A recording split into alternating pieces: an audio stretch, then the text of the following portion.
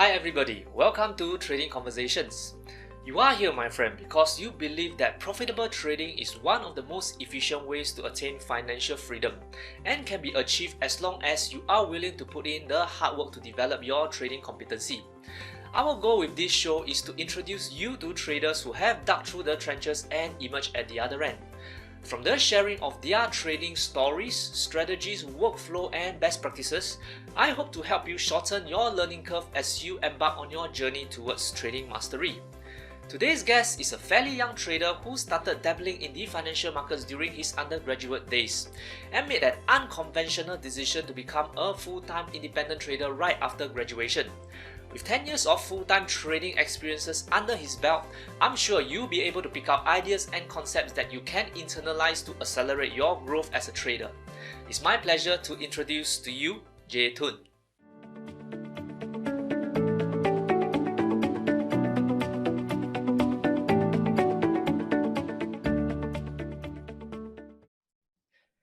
Hi Jay. Hello, hi Philip. Good afternoon to you. How's your day right now?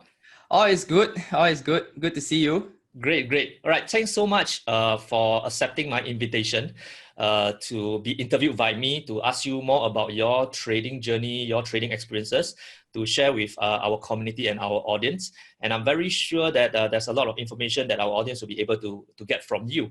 All right. So it seems like you look quite young to me, but there's also one very interesting thing because our community has quite a lot of young aspiring traders. So I just wonder if you could quickly share with us a little bit about your trading background before we dive deeper into your current trading strategies, methodology, workflow, and such. How long ago was it that you first had an interaction about trading and started to get interested in it? So I started my trading journey, some people may not believe it, but it was 10 years ago when I was still studying. So that was 2009, and I started first in the Singapore market because that's where I'm from. And then I was working and I was studying at the same time, and I met a friend who was a colleague at that point of time, and he was trading the Singapore market. So how I chanced upon this was actually quite coincidental.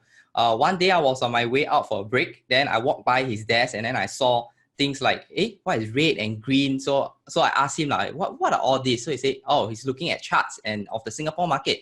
So that piqued my interest, and I was like, hey, can you share more with me? And yeah, that's where he pointed me to the resources to get me started. So I started reading the trading websites like babypips.com, Investopedia, and yeah, basically started from there. I see. So would you consider this colleague as your first mentor, or was he just someone that got you interested and to know about trading? He's a bit of both. He did share with me like tips, which at that point of time, because I knew nothing. So I asked him quite a lot, like what were the stocks to look out for? Should I buy? Should I sell now? And basically he's like a tip provider to me lah. And it worked nicely for a first few trades. And then after that, it got horribly wrong. Oh, okay. And that was, so you got to know this friend after you started working, right? So, but Yes. you said you started to get interested in trading even before that when you were studying. How did that come about? Okay, so when I was studying, right, because my school term was only for 2.5 days. So the other 2.5 days I was working. So I was working and studying at the same time. And that's how I met him. Oh, that's how you met him. Okay. That's So how you I actually met him while you were still studying, but you were doing some part-time work. Yes. I see. Okay. So how did it evolve thereafter? So he gave you some tips, you made some money for the first few trades, and then it didn't work out. Then what went through after that? Okay, so the part where I made money, well, I would think that as beginner's luck. Then that was 2011. That's where I took my first heavy loss, and again that was through the tip from him lah. Okay. So I lost 5,000, almost around 5,000 on this stock called Genting Singapore. And because at the point of time, right, it was August 2011, and the news, if you can remember, it was the Eurozone crisis going on back then. But to me, I had zero idea of, hey, how can something like happen a few thousand miles away all the way in Europe, right? How can it affect us in Singapore? So naively, I was still holding on to the position thinking that, hey, I think it can go higher. It will come back. It will come back. So what happened was I bought in around $2, and then I had to cut loss at 148 with very reckless position sizing, and that took me out quite badly lah. I see. So you Yep. actually did cut loss in the end. What gave you that decision to do it? Too painful. All right. Cannot take with the losses really, because that was almost like half of what I set aside for trading. So I see. So it was you actually cut loss because it was too painful. That's yes, pretty much typical, like what most retail traders or investors do, right? When they finally get out of a position because it's too painful, rather than because it yes, was strategic. All right. So yes. after that particular episode, did you thought about do you think about giving up on trading, and how did your mindset change thereafter, if any? Well, so of course the loss was devastating lah. I mean, half the account, and at that point of time, I still wasn't full-time working. I was just part-time working and part-time studying.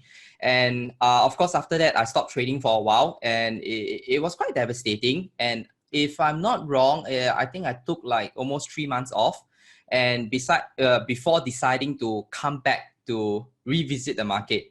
So I discovered that, hey, if let's say what I read online, right? Because what I got from baby pits was things like support, resistance, how to read candlesticks, and all the chart patterns like flag, then you got head and shoulders, so on and so forth. Also, all these things are available freely online.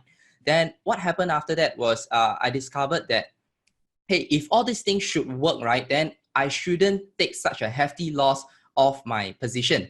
Then there must be something that I'm missing from my knowledge base. So what happened was I went on to read quite a couple of trading books. To date, right, I've read about 200 over books, and I also attended many trading courses to sharpen my edge, to know that what I'm missing. Yeah.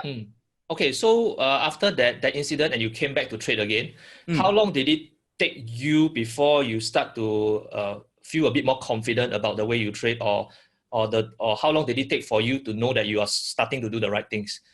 Well, to be honest, you'll never be confident after. I mean, the confidence level will never be the same, right? After you have taken such a hefty loss, to be honest. So, the confidence will only come back after some time.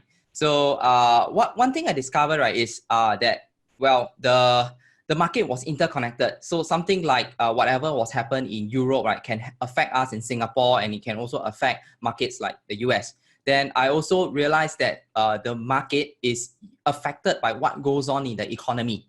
And the prices will reflect expectation in the short term.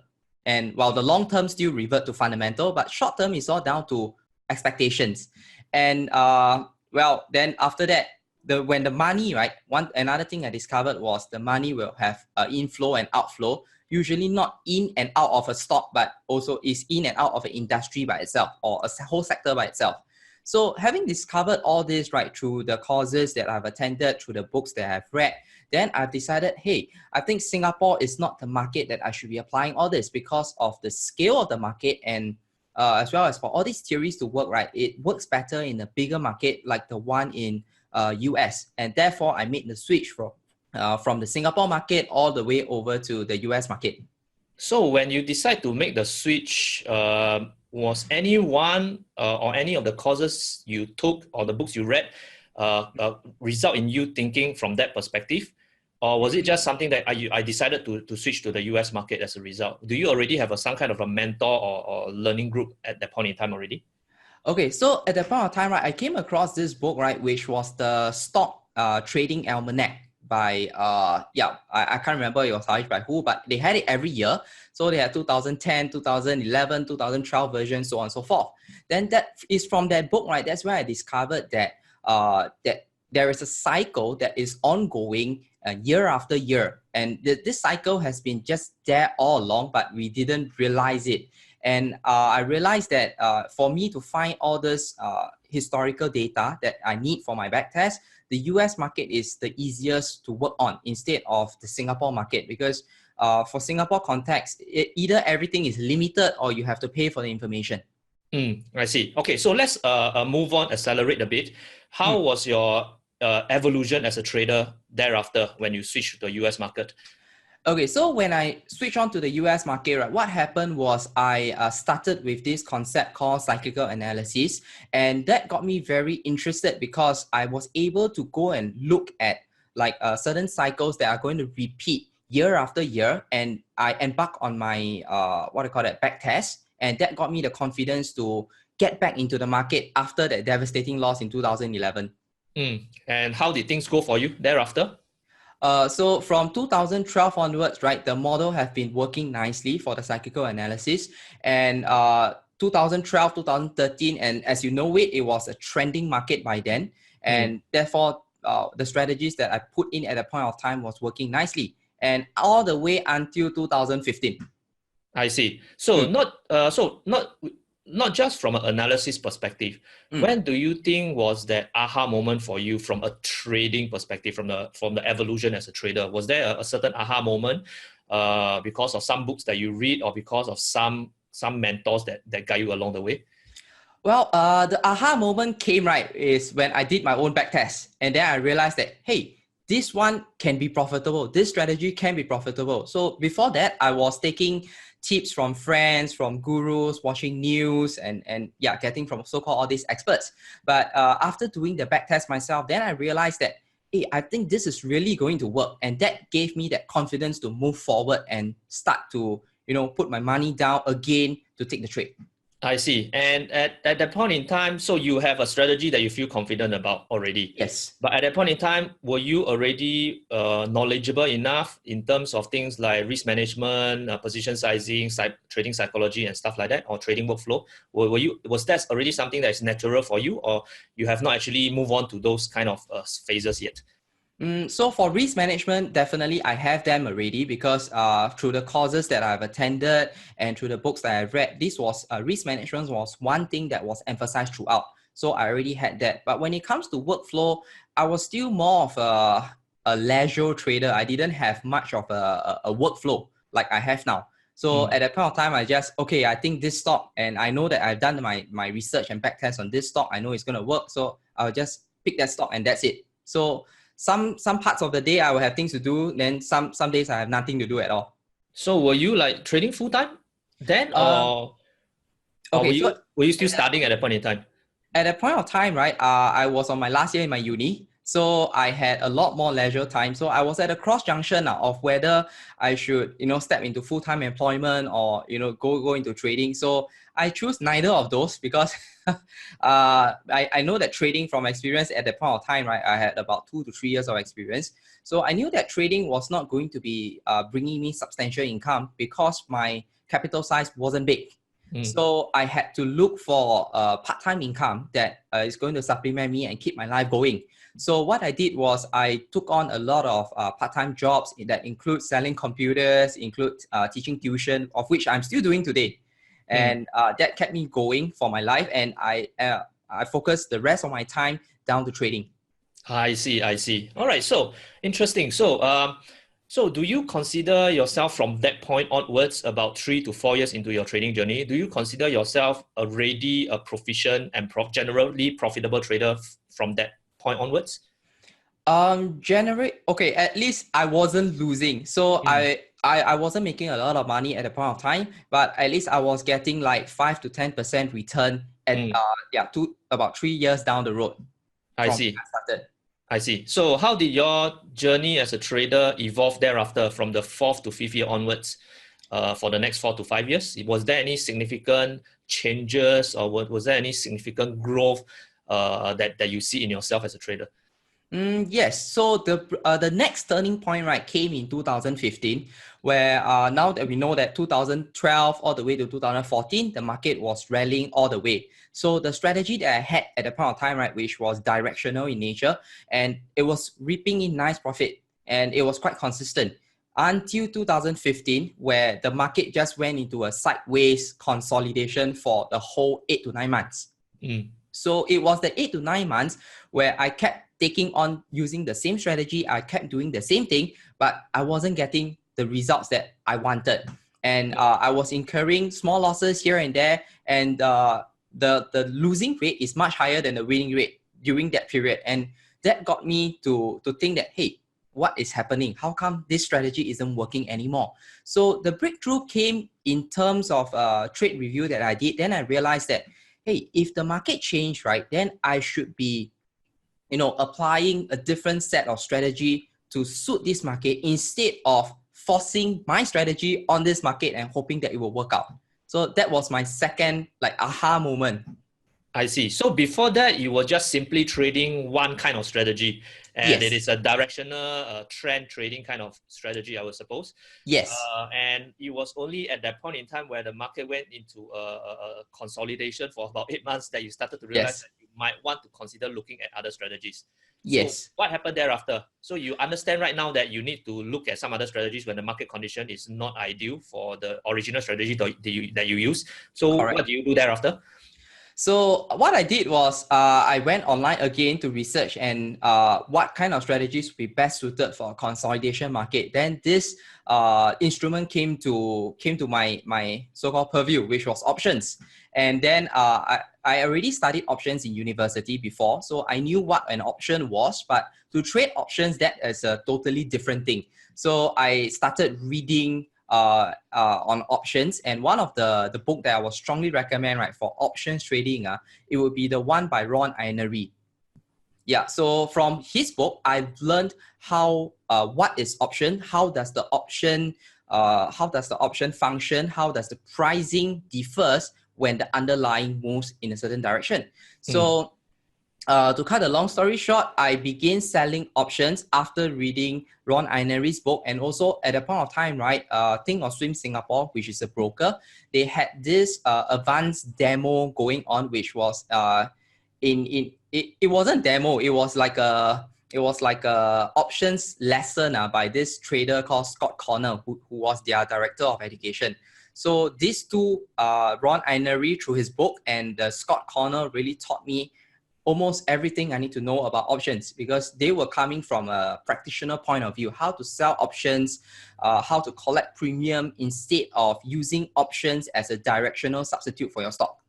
I see. So if you can just quickly elaborate a bit, as layman as possible, what do you think is the reason that you prefer options more compared to the plain vanilla kind of directional bets on equities or futures or currencies? It's all down to statistics, because any directional strategy, right, would revert to a mean of 50%. That means half the time you'll get it right, half the time you'll get it wrong in the long run. So that's for directional. However, for options, because of how the instrument is constructed, we are able, right, to keep a trading edge over there by selling options, right, that has a very low probability of getting in the money by the time it expires. I see. So you are betting. So when you go trade options from the angle of trying to get a higher win rate, Yes. is that what you generally try to do? But would that also mean that at the same time your reward to risk ratio will be generally lower compared to if you're taking directional trades? Definitely. The risk to reward ratio for option trading, right, will always be negative risk to reward. It will never be 1-to-1. It will be like maybe you are risking 5 to get 1. I see. So if that's the case, we might be jump heading a bit, but let me just try to clarify a bit about this topic on options. So how do you protect yourself against black swan events that could potentially cause a big loss for you? Is there any way to mitigate that?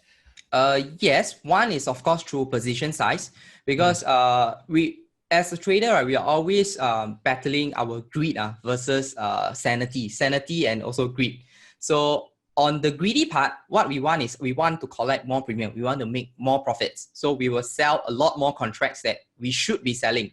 So that is on one hand. So on the other hand, right, the sanity part has to come in and calculate that, hey, in the event that let's say a 10% jump, a 10% drop happens, and this is what is going to happen to my account. Am I going to get a margin call, or is it going to be a drawdown of 10-20%? Can I live with that loss? If I'm able to live with that loss, then I will go ahead with that position size that I'm comfortable with. So to mitigate that risk, right, we can control it using position sizing, and of course having a mental stop. Like, okay, if let's say I'm going to collect a premium of $1, once it goes up to 3 times that premium, which is in losses of $3, then I'm going to cut loss. So that the discipline has to be there.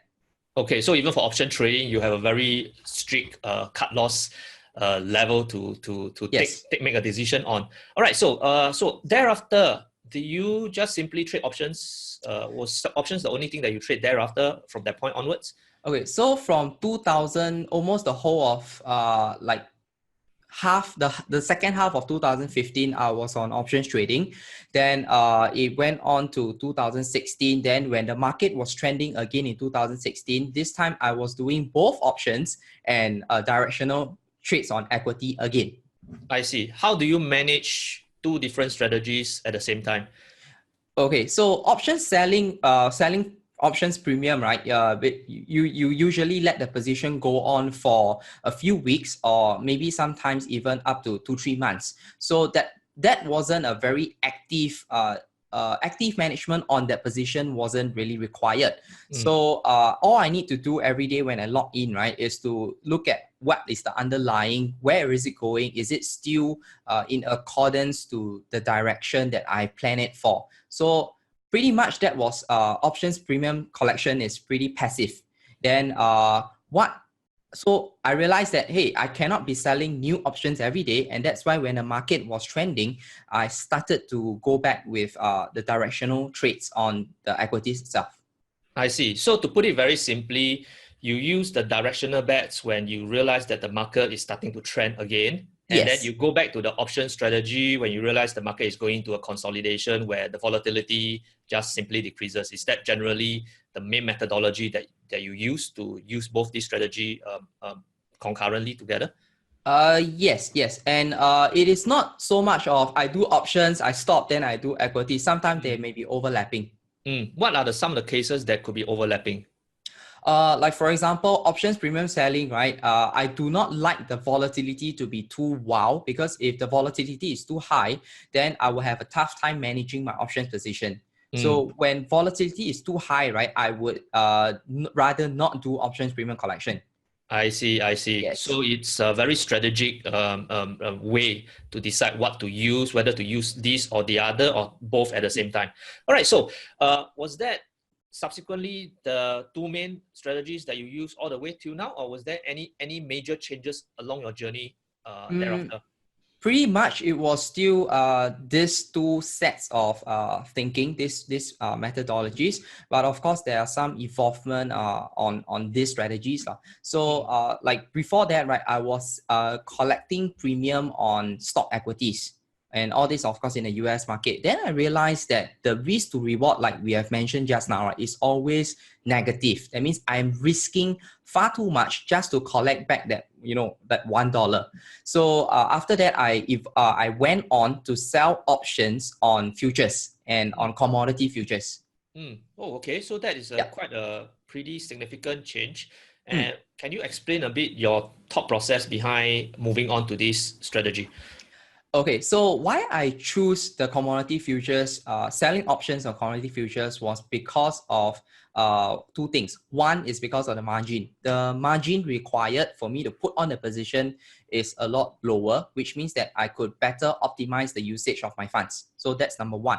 Number two, right, the risk to reward ratio now is instead of like a huge negative, like -1:5, now maybe I'm getting almost close to 1:1 kind of risk to reward. So from an options selling perspective, right, it is pretty attractive.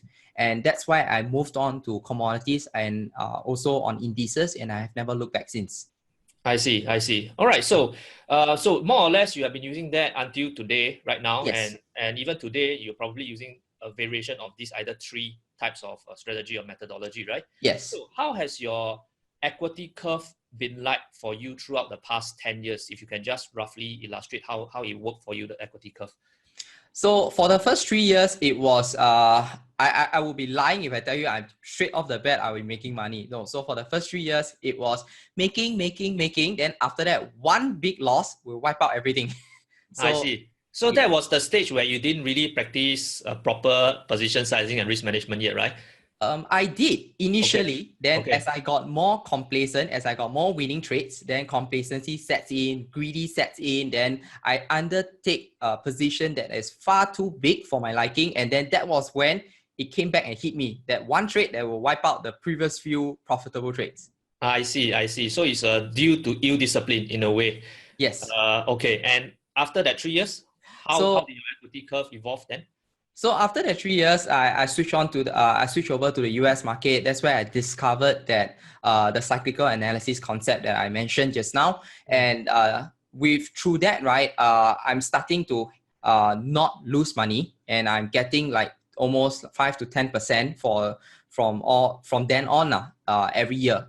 Okay. So yeah, that was how it goes. But last year was a very interesting year for me last year. Mm. So So you want to share a bit more?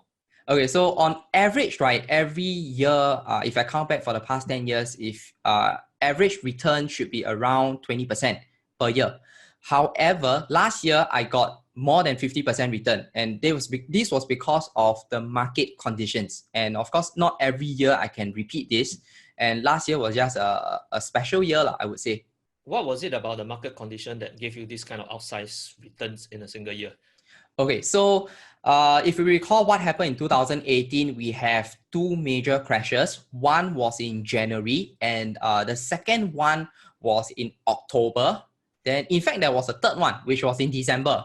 So during these three crashes, right, what I did was, of course, the directional swings, I had to cut loss. And after that, I realized that, okay, in this kind of volatile market, I could no longer utilize both my options trading and also my directional swing trading. So what do? I can't be just taking losses after losses. So that's where I went into the intraday trading, and it was only applicable for last year because like currently the market goes back into the normal movement again, and I do not have the volatility that I require for the day trading. So I'm no longer doing day trading. Not as much for this year, but for last year, it was due to all the day trading that I got that excess returns.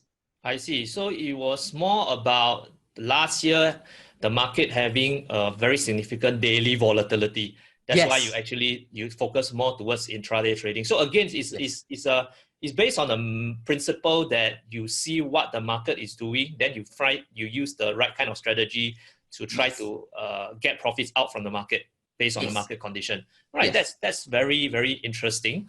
All right, Mm. so now that we understand a little bit about your background, so can you share a bit more? Is there anyone throughout the past 10 years that has a major impact on the way how you trade, in terms of maybe the kind of learnings you got from the person, or some major principle or concepts that you think that is helpful for you? Well, I wouldn't accrue it to a person, but if let's say we have to pin it on one, it will be Mr. Market because Mr. Market that really taught me a lot of lessons. Like in options trading, right? One may think that hey, you just collect premium every week and everything just goes on autopilot. Well, it's not the case. In 2013, I was doing this options premium collection strategy over Google on earnings. So on Google over earnings. So what happened was overnight I lost US $4,800. So Mm. that one loss, right, even though I knew what I was doing, but that one loss like woke me up and it's like shake me up and say, hey, what are you doing? You have taken such a big loss before, and how come you go back there again? And again, it is me reverting back to the greedy mode. So Mm. this Mr. Market, right, has educated me well for the educated me very harshly for the last 10 years, and through hefty losses, through a series of losses. And that's where I realized that trading is never about a destination. It's more like a journey. It's never to say that, hey, I made it, I know this strategy and it's going to work for me for the next few decades. It is always about evolving. It's always about reading the market and being flexible enough, right? And also have the humility to admit that you are wrong and change your strategy instead of stubbornly holding on and say, no, it should work. It must work because for the past 20 years of backtest, it has worked. So the market doesn't care about the backtest. The market doesn't care about my opinion. And what I do as a trader, or in fact, what everyone should do as a trader, is to suit ourselves to the market, not to force the market to suit to our strategy. So yeah, that was one very important factor. I see. Interesting. Now, if let's just make an assumption, if you can go back to the start all over again, what would you do differently?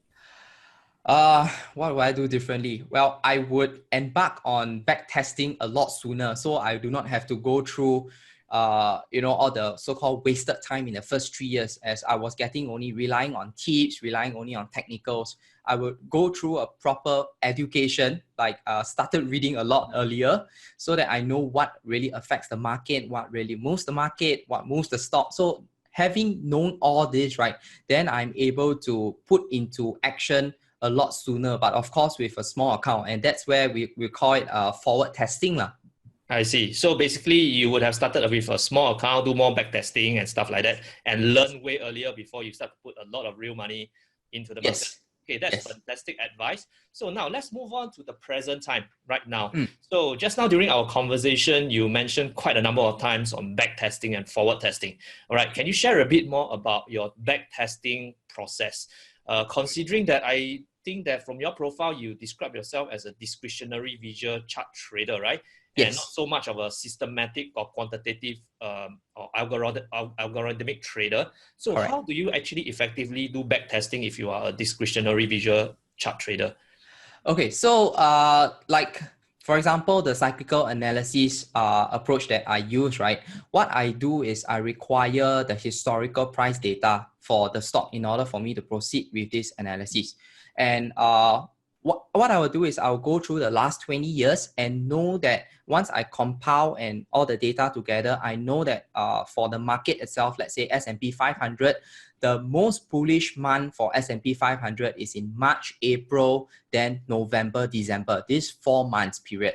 So knowing that in these 4 months, right, there is a high degree of reliability that is going to be bullish, then that's where when it's approaching this 4 months period, that's where I start to look for the entry criteria. So that's where the discretionary portion sets in. So before that, it's just all numbers, all facts and figures. Then I realized that I cannot just rely on a time window for me to open or close my position, because sometimes the market may trend earlier, sometimes the market may only start trending maybe you're halfway through the window. So that's where the discretionary portion comes in, and that's where I have to eyeball and look at the chart to qualify the trend, to see the degree of how strong this trend is by looking at the degree of the trend line, by looking at the price action, by looking at, let's say, in a consolidation, is it more like a distribution or is it more like a further accumulation? So all these factors are discretionary. I see. So when you do backtesting, because it seems to me that you trade US index futures options. So do you trade options for individual equities? I used to do that, but I stopped doing that ever since I moved on to commodities for options. I see. So which means that now you actually straight away you cut down on the number of instruments that you look and monitor, right? Since you are not looking at individual stocks, so that would be stringed by a lot more. So I still do the individual stocks also, but this time I do not use any derivative on it. Instead, I just buy the underlying shares itself. I see. Okay, so now let's talk about the main strategy that you think that you are the most proficient in. All right, and what would that strategy be? Is that the option one or the directional one, or you think that you are equally comfortable with both of them? I'm equally comfortable with both of them. Okay, so let's talk about how do you narrow down the number of instruments into your watch list that you look for trading setups, that you look for signals for. How do you actually narrow that down? Since you said that you look at index, you look at commodities, and you also look at individual stocks, do you actually shortlist them separately? Maybe you can share a bit more insights about that. Okay, so for indices, right, because there are just a limited number of indices that we can look at. The ones that I look at is S&P 500 as well as the Germany 30. So these are the main two indices I look at. So there's just two of them. And for commodities, right, I'm looking at gold, oil, as well as natural gas, but more focus on oil itself. So these are just the 5 commodities plus indices that I'm looking at. So they are always there. Then when it comes to stocks, right, of course, we cannot just be looking at a handful of them. So there must be a process to filter down, to streamline down, to know that which are the stocks are going to move. So I utilize this thing called a 5 steps model, right, for stocks in order for us to build a directional trade. And the first step, right, always starts from finding the star players, the star performing stocks. And how we find the star players is through cyclical analysis. So to put it everything in a nutshell, right, is if you were to go back into researching the past performance of, let's say, Disney. So this company called Disney, if we put on the past 20 years of price performance, we know that, okay, January, we have one kind of return, February, one kind of return, so on and so forth, all the way until December. Then what happens is when you compile all the months together, you would know that for Disney, November, December, then all the way up to October, November, December, all the way up to April, right? This 7 months period is where Disney always tends to trend very nicely. So that's where the backtesting portion comes in. So in order for me, this first step is to find a star player. So I know that for the next 7 months, if let's say now we're in October, right? The next 7 months, Disney is going to trend, and it has been doing so for the last 20 years. So I would be looking at that. So that is one of the ways that I use to funnel down from that 8,000 over stocks available in the US market. I see. So what kind of tools do you use to help you to do all this filtering? Okay, so I use 2 types of tools. One is, of course, a scanner, and the other one is just historical data. And that's where the start of the backtesting process comes in. I see. So in a way, the way you actually scan and filter down is a pretty much quantitative kind of analysis, right? Because you are trying to study the behavior of the price, but not visually. It's through quantitative modes to do that, right? Yes. Okay, so typically, let's say in the last year, for example, how many stocks were actually inside your shortlisted, in your watch list that you monitor closely for potential trading ideas?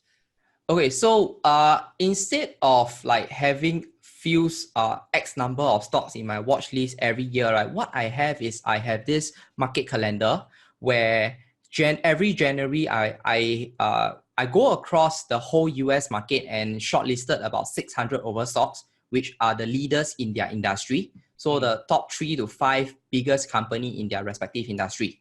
So that adds up to about 600 over stocks, inclusive of all the tradable ETF. Then I will place them right in the months where they will have or exhibit a strong trend. Like for example, Disney, I will mark out October all the way to April. Then for S&P 500, I will mark out March, April, November, December, this 4 months period, so on and so forth. And I will do the same for the rest of the 600 over stocks. Wow, that's a lot of work to do, right? Do you like do them manually, or you just let the software churn out all these things for you, or do you like use a spreadsheet to just sadly, I do not come from an IT background, so I have to do all this manually. But the lucky thing is I work in a group. I have a group of friends who are very interested in what I do, and then that's where I enroll them, their help also to get them on board and say, hey, how about 600 over the 3 of us, each one of us do 200 lah. So it's a bit like a crowdsourcing effort, right? Yes.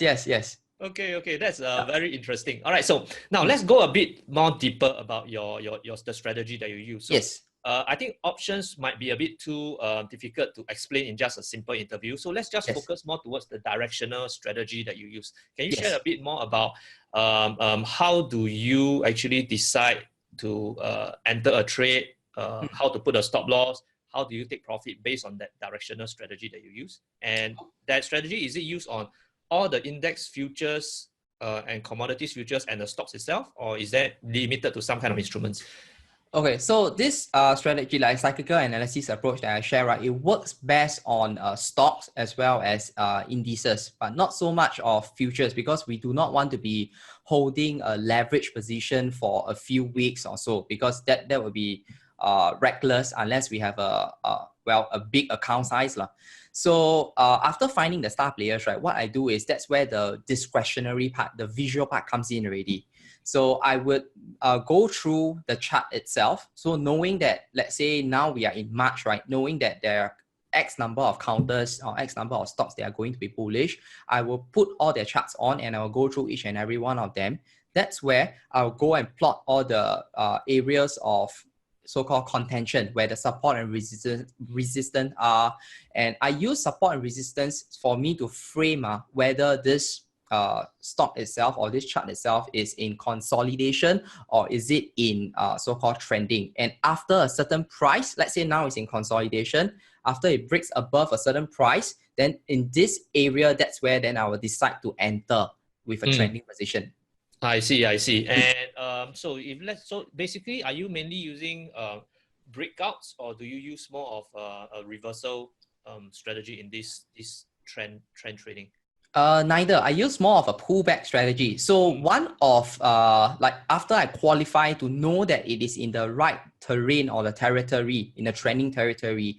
So what I did is I put on EMA.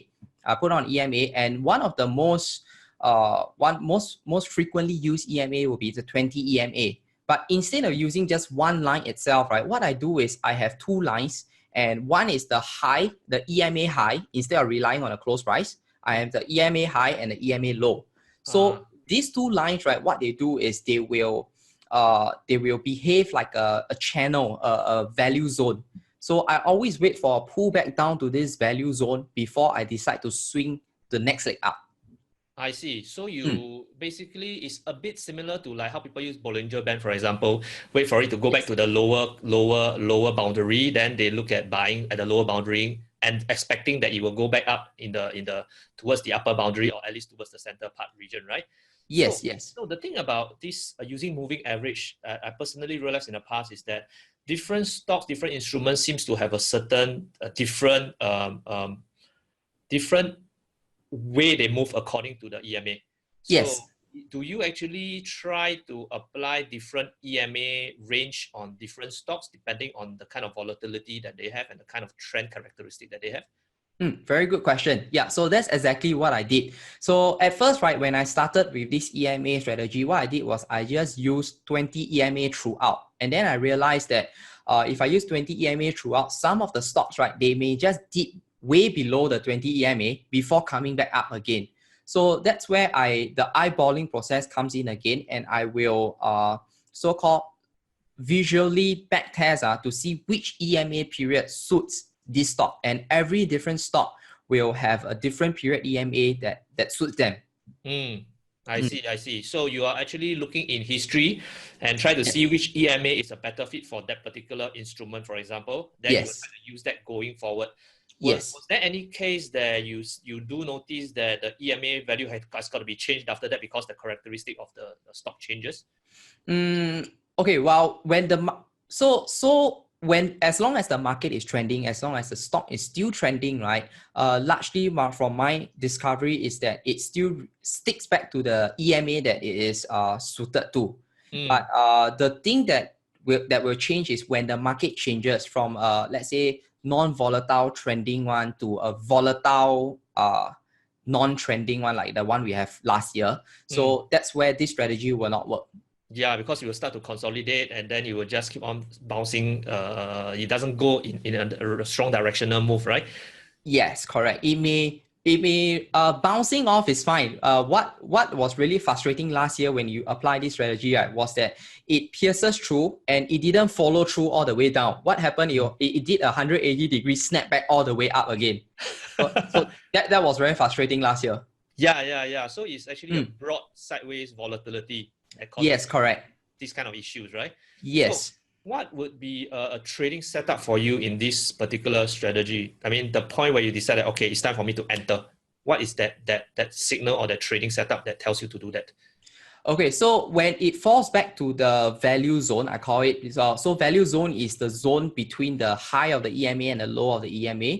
So when prices pull back to this value zone, and what I want to see after that, right, is a conviction in the resumption of the trend. So conviction that comes in form of a bullish price action, also with a reasonable volume to support the breakout or the resumption. So these are the discretionary signs that I pay attention to when I decide to enter. I see. So do you only enter the trade in the direction of the major trend that it is in? Do you try to take the opposite trade when it hits the upper boundary of that value zone that you look at? No. So because I'm largely a trend follower, so you can probably visualize that the trend is just moving up, and then after that you will bounce back down, then go up, then bounce back down, then go up again. So it's unlike the Bollinger Band where you encompass the whole price action within that band itself. So if let's say it's trending upwards, right, what happened is the value zone tends to be below the price. So all I'm waiting for is for the value zone, for the price to come down to value zone, and then that's where I will take my decision and see whether I want to trade it for the next leg up. I see, I see. Mm. All right, so that's basically for the entry strategy. So Yes. how do you manage your exits then, whether it is with both regards to a loss exit or a profitable exit? How do you manage these two? Okay, so the exit, I'll always enter with a stop loss, and the initial stop, right, is always determined by two things lah. One is either the ATR, or two, the price structure. So as you know, right, let's say the price comes down and hits the value zone, then after that it does a resumption. So sometimes, right, depending on the gauge, so-called confidence that I have on that trade itself, if let's say I'm very confident of that trade or of the trend that is going to bounce off a lot higher, what I'm going to do is I'm going to set a stop, right, that is much further. That's much further. That's where I will use the ATR, and I will use like 2 to 3 ATR away, and I'll set my stop and I will trail it up. I see. So is trailing stop the only profit-taking strategy that you use? Do you have a profit target that you exit as well? I have profit target, but most of the time it never go according to plan. So Okay, most of my exits, right, are due to shifting of stops. I see, I see. So basically, to just summarize it, you use the EMA as to identify the value zone. When it pulls back to the value zone and it shows a resumption of the main previous The trend. you get into it, you have a stop loss that is somewhere below that value zone area. Correct. Sometimes you use ATR, and then thereafter you will just simply stick to a trailing stop. Correct. And how do you adjust your trading stop? Is there any particular way or in principle that you decide, okay, now is the time to move? Okay, so when I use the ATR, I use a ATR to set my stop loss, right? Then my trailing stop will be set at, let's say, 1.5 ATR away, and as the price move, right, this trailing stop will just continue to go up. So that's one way. But most recently, right, what I did was I did a manual trail lah. So instead of relying it on the ATR itself, right, I will always trail it manually based on the price structure. That means I will set it to a distance below the most recent swing low. Yeah. Okay, so, okay. That would require more effort on your side to monitor, right? Because so previously for all your okay, so naturally entry is manual because you need to visually see, decide, and get in. But once you get into a trade, do you actually automatize the rest of your stop loss and your trailing into the platform itself, or has it always been manual? In terms of execution. Okay, in terms of execution, whenever I enter for the trade, right, the paired stop loss order will always be there. And it was when after entry already, that's where I decide what should I do with the initial stop. And that's why I call it the initial stop, because after that, I either will switch it to a auto trail, which is determined by the platform itself, or I will do a manual trail stop. That means I will drag it according to where I see on the chart. I see. So basically your stop loss is all the time when you enter a trade, your stop loss is automatically placed into the platform. Yes. And it will just get you out if it touches it. Yes. But for trailing, initially you were actually using automated, but you recently switched to a manual one. How has that worked out for you by switching to the manual part? Okay, so switching to the manual part, there is always pros and cons. We will never be 100% accurate because most of the time what will happen is sometimes you take it too early, sometimes you take it too late. So we just have to deal with the outcome. And personally, why I choose a manual stop is because the stop loss amount is a lot lesser than the auto trail, because auto trail usually I'll put it to about 1.5 to 2 ATRs away, which can be quite a hefty drop, hefty stop loss. I see. So so now you have your entry, you know where to exit. How do you actually size your trade then? What what is the methodology or the principle that you use to size your trade? Okay, so as far as my funds are concerned, right, because one portion of my funds are already set aside for options premium collection. So I'm only using like about 40% of my funds that is using for a directional swing. So based on this 40%, so let's just say I have 100,000. So 40% would be 40,000 on directional swings, and I would place my I will base my position size, right, using 2.5% of this 40,000. Okay, so you are risking 2.5% of your 40,000 Yes. on each trade that you open in a way. Yes. Yes. Okay, And I work back the position size from there. okay, and how many positions do you typically open for these directional bets using your 40,000? How many positions? Obviously, you will have leverage, you have margin to use, right? How many Correct. positions would you open until you will say, okay, stop, I'm not going to open any more positions? Is there a certain way you decide on that? Usually I will not go for more than 3 concurrent positions at one time, because I will always assume that let's say all three are lost at all together, then that will be a drawdown of 7.5%. So no more than 3 for myself lah. I see. And typically, how long does this particular strategy, what is the trading horizon for this particular strategy? It goes on for a few weeks. So if it doesn't touch the stop loss, usually the profits will be about a few weeks before you actually start turning around and hit your trailing stops, right? Yes, correct. I see. Okay, so 3 trades. So do you ever face the issue of you have taken on 3 trades, then you find another fantastic idea that comes up, and then how do you mitigate that psychological need or want to not miss the next better idea that comes along?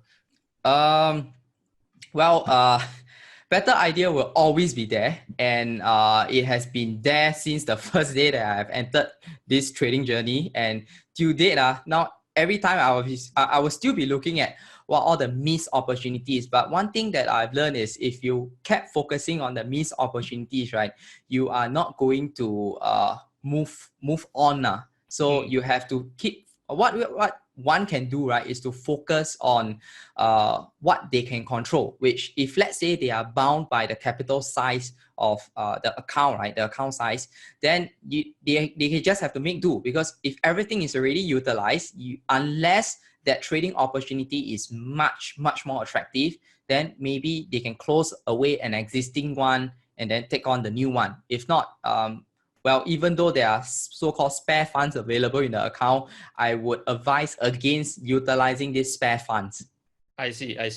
All right. So can we just talk a bit about your daily trading workflow as well? Because I think that would definitely be interesting to the audience, because sometimes it's not just about strategy, it's about how can you be very efficient and effective in your workflow so that you can use the least time possible to find the best trading opportunities and still have time to manage it along the way. So could you share a bit about your daily process, how you get into trading? Like, let's say, for example, what time do you wake up and how do you go into your trading workflow thereafter?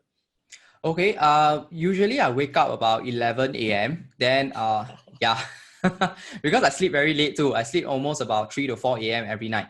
Okay. So yeah, about 3 to 4 all the way until 11. I wake up about 11, then I'll go for lunch.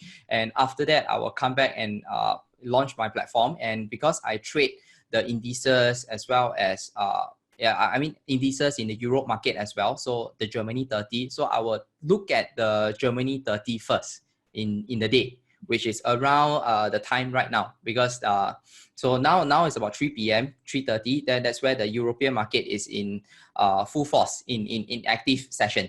So I'll be looking at Germany 30. And one thing I do is if I can see any opportunity in the first 1 hour of the Euro opening, right, then I will take it as a day trade. So you do regular day trade as well if the opportunity arises? Yes, if the opportunity arises. And usually such opportunities are rare, because you do require a very nice trend in a direction. That's number one.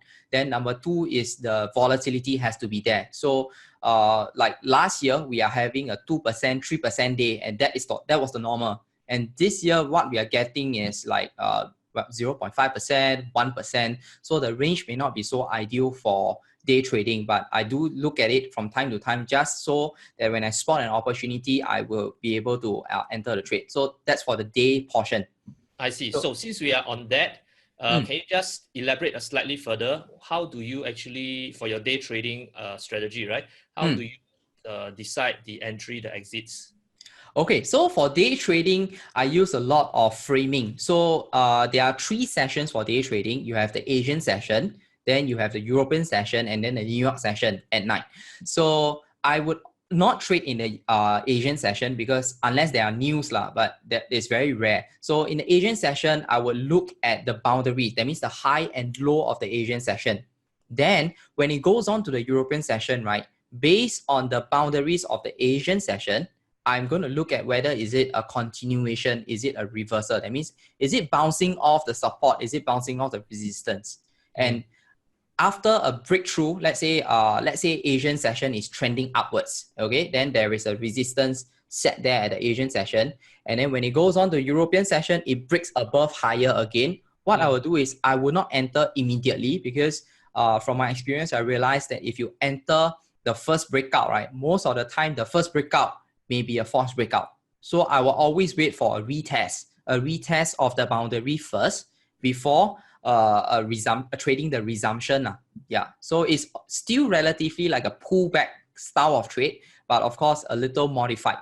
I see. So you are using the Asian time zone to see how's the general trends in order to superimpose some kind of assumptions when the European market opens. And how does it move on to the US market? Do you use the same way when it goes into the US market, US time zone as well? Yes, the US market, the idea is still the same. That's where I will have the boundaries of the European session, the high and low of the European session. Then when it goes on to the US session, right, I want to see whether there is a continuation or a reversal of the European session. So based on that, that's where again it's still based on the first breakout, or rather the first pullback after the successful breakout. I see. And what is your exit strategy then? So for that one, right, the exit, I will always put quite a tight stop because for day trades, the degree of randomness is a lot higher. So there is not much of a directional edge. Usually, if I were to look at it, it reverts to about 55%, 50%. That's my win rate. So that's where I have to make sure that my losses are kept small because if once the losses are big, right, that's where the risk of ruin is very high. So you keep a very tight stop, and then profit taking, do you still use trailing or do you just wait for it to hit a certain price target, you just quickly get out? I would use a price target in this sense for the intraday trading. I see. And typically, what kind of risk to reward ratio do you try to get for intraday trades like this? At least I'm looking at 1:1.5. So many people has asked me before, right? Why not 1:2? Why not 1:5? I say, yeah, you can set, but if the market doesn't trend that strongly, then there's no point in setting that high a target. So one thing through the back test, right, eyeballing again is I realized that 1:1.5 kind of risk to reward ratio, right, it can be achieved in any type of market, whether is it like trending fiercely or trending just mildly, you will still be able to get at least 1.5 R of your trades. I see. And what is the typical win-lose ratio like? Okay, so the win-loss ratio for the day trades is around 60%, 55 to 60% thereabouts. It's not very high. Okay, but with a 1:1.5, that is still a pretty good kind of small surplus. Yeah, correct. Okay, interesting. So now let's go back to your workflow. So you start in the afternoon by looking at intraday trades. And thereafter, what do you do? When do you start looking for those swing trading ideas that is the main bulk of your strategy? Okay, so after 5 p.m., right? After 5 p.m., I will take a break from the workstation. Then that's where I will go out. I have to pick up my wife from her work, and then we will go out for dinner. And then after that, I come back. That's where I will look at the US market. But the work for the US market, right? Whether should I be entering the any specific stock, right? It's not done on the day itself. It's usually done on the weekends. So on the weekends, I will squeeze out about 2 hours where I will go through the list of prospect stocks that I'm going to look at in the coming week. then like let's say I'm looking at 5 stocks. Then these 5 stocks, right, I would have done my TA on the weekend also, the technical analysis, to frame up, okay, where is the resistance, where is the support, after what price point, then I will consider taking a long trade on this. And where should I roughly place my entry? So all these plan, right, are being drafted up during the weekends. So in the weekday, during weekday when a US market session comes on, what I do is just look at the plan, and then if let's say it hits the price point that I'm looking at, then I will just enter already. I see. So in a way, you actually just set alerts for those key price points you're looking for. Or do Yes. you, on a daily basis, you just go into those charts and visually see whether it's reaching those kind of levels? I find that visually looking at the chart is more convenient for me instead of setting levels, because I used to do that using setting the levels through the application, through the apps. Then I realized that every day I have to go in and set and keep setting. So I find that quite a hassle. So I rather just put on a few different charts at a time and look at it. I see. So basically, you do all your planning and look for potential trade setups during the weekend. So during the weekday itself, when the market starts to open, so before the market open on a daily basis, do you do any work to plan for that? Okay, so before the US market opens, right, I will look at the performance of the US futures to see like, okay, where are we heading today? Is it going to go up? Is it going to go down? Most likely based on the trend, based on the price. Then most importantly, one of the philosophy that I adopt, right, is that the market has to support the direction of the trade that I want to take, because 85 to 90% of the stock will move with the market.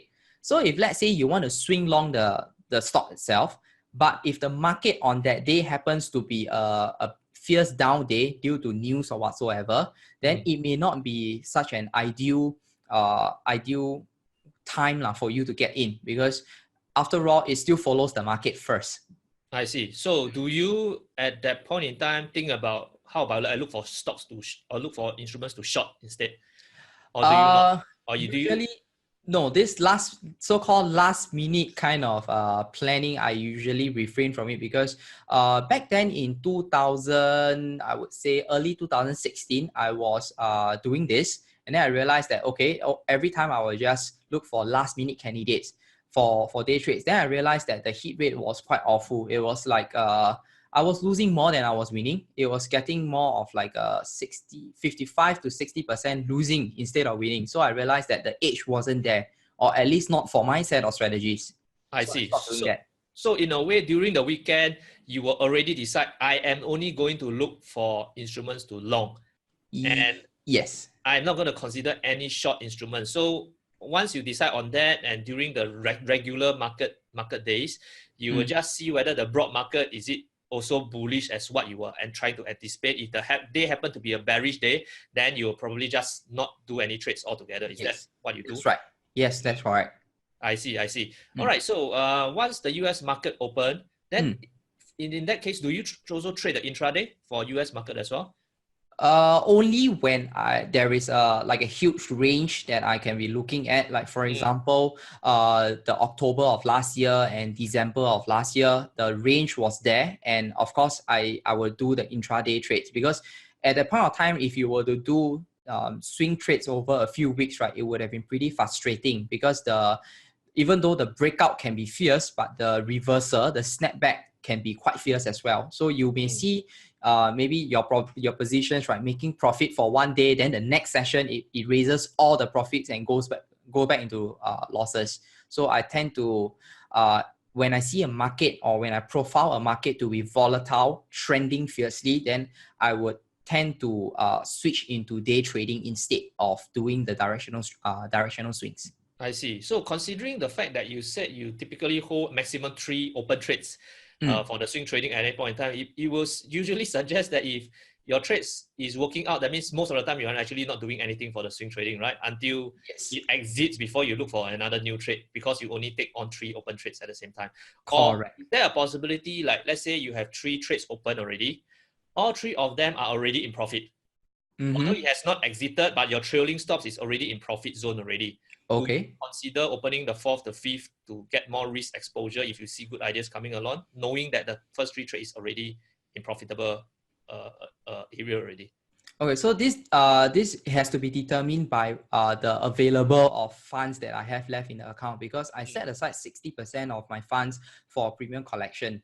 So I do not want to touch that unless it's like an emergency where I have to allocate the funds elsewhere lah. So I do a separation of a fund even though they are in the same account. I see. So in a way, because of your sizing method, Mm, typically with 3 open trades, you'll probably fully utilize that my margin, 40,000, correct, including the margin part itself lah. So that is actually correct, the constraint to you opening a fourth trade or fifth trade, even if correct, your 3 open trades is already making money. correct, correct. I think that's something that is important to think about as well for those traders out there. All right, great. So now, what happens during the US market? So if that's the case, that means you actually do have a lot of time on your hand, right? If your swing trade is not so often. So do Yes, you yes. have a tendency to want to look for more day trading ideas since you have so much time on your hand? How do you So mitigate that? okay, a lot of time during the like you mentioned, I have quite a lot of time when, because the swing trades opportunity don't it is over a few weeks. So during that time, right, what I do is I watch a lot of trading videos. I also read trading books lah. Yeah, so that's to keep my hands off from being itchy from taking trades that I should not have been taking, because this was a lesson before. Because last time, right, I used to kept looking at the market and kept squeezing out, and after a period I realized that I was seeing things that I wanted to see instead of seeing what the market is showing me. So I tend to be very clouded in terms of my judgment. So now, instead of looking, if I have nothing to see, if I do not have an intraday trade that is going on, what I do is I just leave my platform there, and because my alerts are there, or at least the charts are there, if it has not hit the price point that I want, right, I will be doing something else. Okay. And do you stay until like 3, 4 o'clock before you go and sleep? And is there any Yes. reason to stay beyond that time rather than having a more regular? Is it a choice, or is it due to because you want to stay around for the market to reach until the stage? It's more like a choice, because in the initial years when I started, I will stay throughout the whole US session. And as you know, right, the US session, half the year we will end the market at 4 a.m. Then the other half, due to daylight savings, we will end the market at 5 a.m. Then in my early 20s, I still could do that, sleep at 5 and then next day go on as usual. But now that I'm in my 30s, I could no longer do that. If I sleep at 5, the next day is going to be like, okay, I'm going to fall sick. No more no more trading already. I see. So in a Yeah. way, if not because of your intraday trade, you actually there isn't a need for you to stay beyond the opening more than a few hours beyond the opening, right? Yes, yes. I see. So yeah, usually if there are any opportunities to enter, right, it will be before the US lunchtime, which is like the time between 9:30 to 12 a.m. Singapore time. So if there is any entry to be done, it should be done during that period. Not so much during the second half of the year, but second half of the session. But in the second half of the session, I would be just watching trading videos, or sometimes reading books, or even sometimes watching drama. Okay, Yes. okay. All right, cool, interesting. So I understand that on top of now that I will suppose that you are at a stage where everything is in a flow state for you Yes. already generally. It's not about you still very unsure about this and unsure about that. And I understand that you actually started to mentor some traders already. Can you share with us a bit more about what you are doing from a mentoring front? Oh, so on the mentoring front, right, I do conduct a small group kind of tutorial through my program called the Swim Trading Tutorial. Then this group is limited to no more than 4 people at any one time, because I want to maximize the interaction as well as the facilitation. It's easier for me to manage if, let's say, it's a small group. And I enjoy doing this because at the initial stage, right, I wish that there was somebody that I could reach out to and to clarify my doubts. And so this was now it's more like a form of give back. Like I would help this group of traders who are aspiring to be trading, to be doing something more with their funds, and I would mentor them and go through a period of a mentoring to make sure that they are able to be so-called competent traders lah. Yeah. And are they generally mainly brand new traders that you mentor, or are they generally a bit experienced already, but they still have some issues here and there that you help them to overcome? There is a mixture of both. So some of them, when they come to me, they are totally brand new with zero knowledge in in finance. Then while some of them might have been trading for quite a while, but they have not found the consistency. And because of the same path that I took like 10 years ago, I knew what kind of struggles and challenges that they were facing. And of course, then therefore I share with them some of the lessons and the mistakes that I made so that they are able to learn from that and also accelerate their learning process. I see. So based on your own personal trading journey, as well as your experience mentoring these new traders or traders who had issues, what do you think are the three key obstacles that the generally new and inexperienced trader typically face, including from your own experience as well? Well, the first thing would be misinformation. Of course, now in an information age, everything is available freely online, and we can just go and Google anything. But the thing is, we do not know what works and what don't. And some of the things that has been written, right, may have been written in a separate context as compared to the market today, and that's why it didn't work as it should.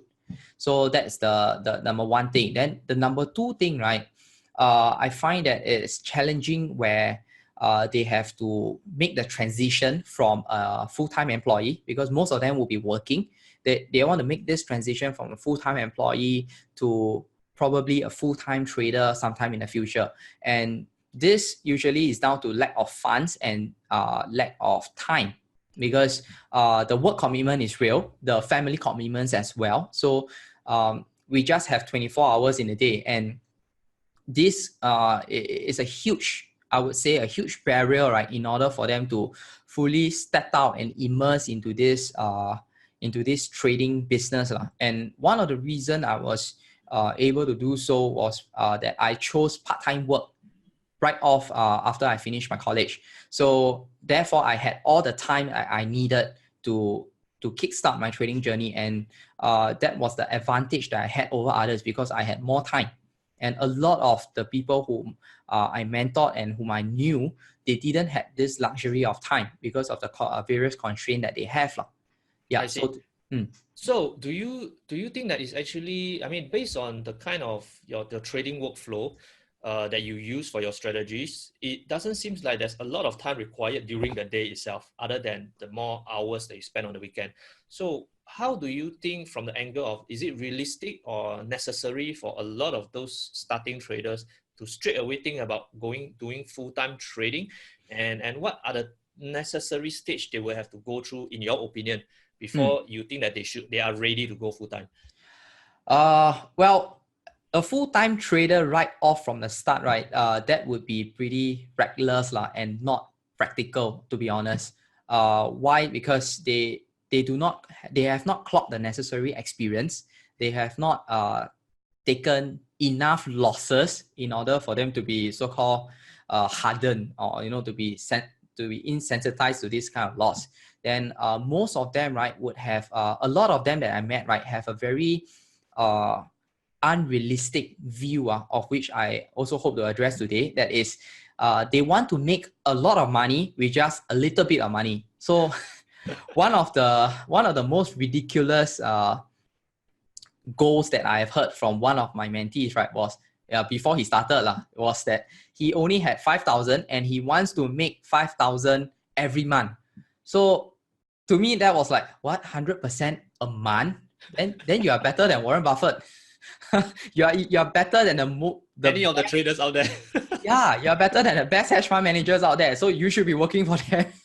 So, and that is not realistic. And a lot of them come in with this very misconstrued kind of thinking. and they think that this is easy, because no, this is not easy. This is like the hardest thing that I've done. And it's always an ongoing battle with myself. It's always an ongoing battle with the market itself. And I always have to evolve and learn and pick up the new signs to know that, hey, I think this market has changed a little bit, so I need to tweak my strategy a little bit. Yeah. So in order for someone to transit into full-time trader, right, he must possess this kind of sensitivity and also the know-how of how to tweak. And this can only be clocked through experience, through the mistakes that he is going to make after he started his trading journey. Never right at the start.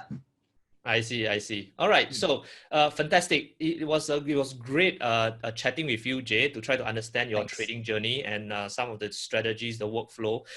So before we go, could you share maybe like 3 of the most important trading best practices that you think any new trader or any trader, in fact, should be very, very adamant about understanding and applying them in their trading? Well, number 1 is always have a stop loss. You do not need to have a profit target, but the stop loss must always be there. That's number 1. So number 2, only trade with the amount that you are comfortable with losing, and it doesn't affect your lifestyle in the event that you lose everything. So that's number 2. And number 3, right, is you need to get a proper education. That means through reading, through courses, through whatever means necessary, educate yourself, because that is where you will realize that what you are missing throughout. And this will greatly help you to accelerate your learning curve. Fantastic. All right. Thanks again so much for your time, Jay. I hope to have a chance maybe to chat with you again on the future options trading in the future. That'd be great. Yeah. So for now, what you have shared was really helpful, and I hope that the audience will be able to learn from you. So if any of our audience or community would like to get in touch with you or know more about what you do, how can they potentially reach out to you? Okay, so they can go to my website, which is www.jaytun.com, which is my name.com. So over on my website, you can find ways to contact me either through my Facebook, my Instagram. Everything is listed there. So do go and check out my website. Fantastic. Thank you so much, Jay. Wish you a great day ahead, great weekend ahead, and all the best to your continued trading journey. And please continue to inspire and mentor more successful traders. All right. Thank you, Philip. Thank you. Thank you.